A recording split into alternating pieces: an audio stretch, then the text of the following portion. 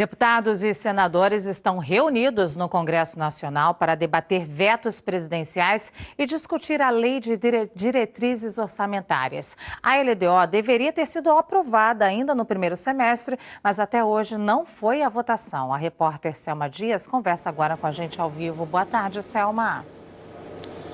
Oi, Luciana, boa tarde a você, boa tarde a todos. Olha, a sessão foi aberta às 11h20 da manhã, está sendo comandada pelo presidente do Congresso, Renan Calheiros, mas até agora não tem quórum suficiente para analisar as pautas. Antes de falar, então, sobre a LDO, a previsão é que os parlamentares analisem, então, alguns vetos presidenciais. São 8 vetos presidenciais que tratam aí de assuntos variados. Esses vetos estão trancando a pauta. Tem veto relativo ao projeto de combate ao mosquito Aedes aegypti, dedução do imposto de renda e uso do FGTS. Só depois, vencida essa etapa, que os parlamentares vão então tentar analisar a lei de diretrizes orçamentárias para 2017. A LDO prevê aí um déficit de 139 bilhões de reais para 2017, 1,2% de crescimento do produto interno bruto, que é a soma aí de todas as riquezas. Há também uma previsão deficitária para os estados e municípios de mais de 1 bilhão de reais e também para as estatais, que ultrapassa aí 3 bilhões de reais.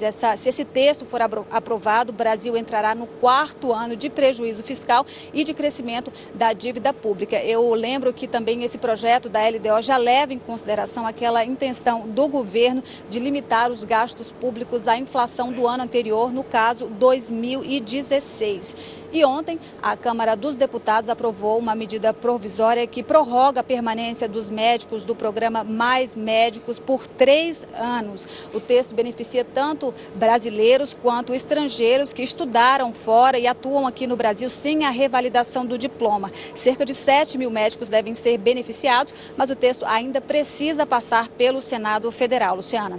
Ô, Selma, falando do assunto que vai movimentar a semana aí em Brasília, que é a sessão que vai votar o impeachment da presidenta afastada Dilma Rousseff, tem alguma novidade nessa sessão, nesse caso?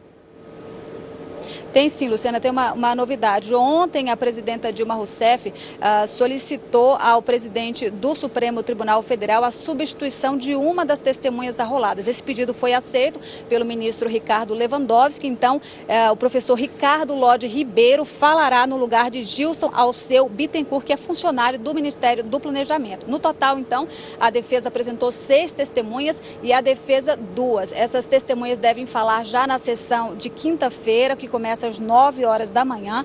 Os senadores terão 6 minutos para fazer, então, questionamentos a essas testemunhas e elas terão aí o mesmo tempo para responder as perguntas. Luciana. Certo, Selma, obrigada, bom trabalho.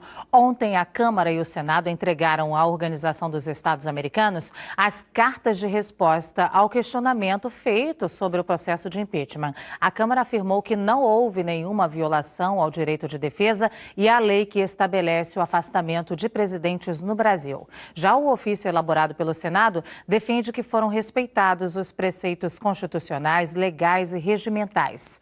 A OEA pediu informações sobre o processo de impeachment depois que o PT fez uma reclamação, afirmando que o afastamento de Dilma Rousseff seria um golpe de Estado.